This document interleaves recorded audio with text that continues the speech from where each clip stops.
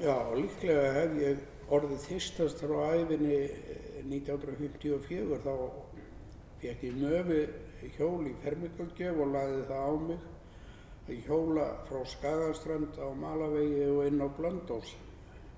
23 kílómetra. Ég man ekki eftir að ég hafi nokkuð tíma verið jafn þyrstur eins og eftir þessa ferð.